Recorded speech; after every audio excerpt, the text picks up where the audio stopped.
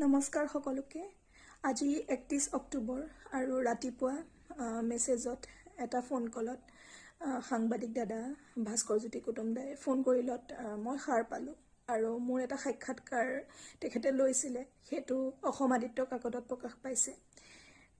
সেইটো চোৱাৰ দিছে ফটোখন চোৱাৰ আগত ৰৈ ৰৈ বিনালে চিনেমাখনৰ মই মানে কালি ৰাতি শোৱাৰ আগলৈকে আগমুহূৰ্তলৈকে দাদাৰ শেষ চিনেমা বুলি ক'ব কেতিয়াও নোৱাৰো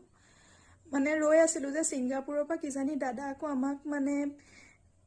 সাৰপ্ৰাইজ দিবলৈ আহি যাব নেকি কিন্তু সেই যিবোৰ ভাবি আছিলো এই দিনটোৰ কাৰণে ৰৈ আছিলো সেইবোৰো মিছা হ'ল দাদা সোণাপুৰতেই শুই আছে